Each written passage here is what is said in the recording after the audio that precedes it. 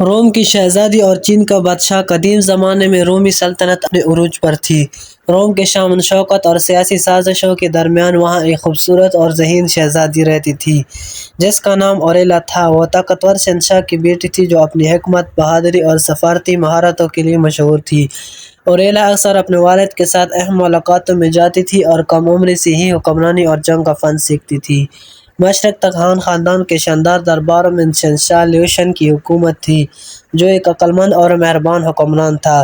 اس کی سلطنت وسیع اور خوشحال تھی جو ٹیکنالوجی، ثقافت اور تجارت میں اپنی ترقی کے لیے مشہور تھی۔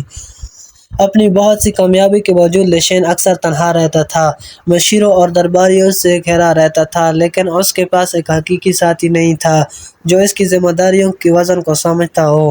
وہ اپنے ساتھ سونا، مصالحے اور پیچیدہ نمونے کے تحائف لے کر آئے، ایک تجارتی راستہ قائم کرنے کی کوشش میں جس سے دونوں طاقتور سلطنتوں کو فائدہ پہنچے۔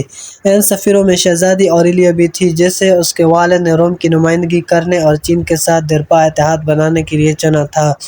اوریلا کی آمد نے چینی عدالت میں کافی ہلچل مچا دی۔ اس کی خوبصورت اور ذہانت نے شہنشاہ لیوشن سمیت سب کو اپنے شہر میں جکڑ لیا۔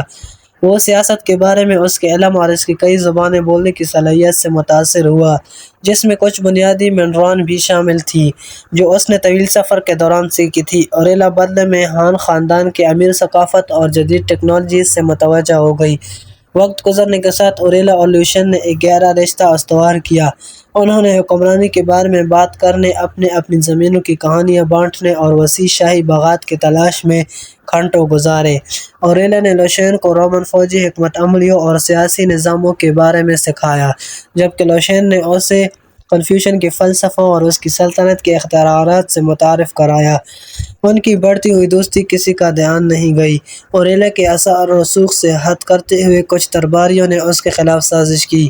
انہوں نے لیوشن سے جھوٹ بولا، دونوں کے درمیان اختلاف پیدا کرنے کی کوشش کی۔ تاہم ان کا رشتہ بہت مضبوط تھا اور ساتھ مل کر اوریلا اور لیوشن نے سازش کا پردہ فاش کیا، جس سے ایک دوسرے پر ان کا اعتماد مضبوط ہوا۔ جیسے جیسے مہینے گزرتے گئے، تجارتی راستے کے قیام کا ابتدائی مشن کچھ زیادہ گہرا ہوتا گیا۔ لیوشن نے شادی کے اتحاد کی تجویز پیش کی، نہ صرف دو طاقتور سلطنتوں کو متحد کرنے کے لیے بلکہ اس لیے کہ وہ حقیقی طور پر اوریلا سے محبت کر چکے تھے۔ اس نے بھی اس میں ایک قرابت دار جذبہ پایا تھا اور اس کی تجویز کو قبول کر لیا تھا۔ ان کا اتحاد ایک عظیم تہوار کے ساتھ منایا گیا جو ہفتوں تک جاری رہا، جس میں دنیا بھر کے معززین نے شرکت کی۔ اوریلا اور لیوشن کی شادی نے روم اور چین کے درمیان تعاون اور تبادلے کے ایک نئے دور کا آغاز کیا۔ تجارت پروان چڑھی اور اس کے ساتھ خیالات، ثقافت اور علم کا تبادلہ ہوا جس نے دونوں سلطنت کو تقویت بخشی۔ شہزادی اوریلا جو اب چین کی مہارانی ہے اور شہنشاہ لیوشن نے دانشمندی اور انصاف کے ساتھ حکومت کی، امن اور خوشحالی کی میراث چھوڑی جسے یاد رکھا جائے گا۔ نسلیں ان کی کہانی مختلف دنیاؤں کے درمیان وسیع فاصلوں کو ختم کرنے میں محبت اور سفارتکاری کی طاقت کی علامت بن گئی۔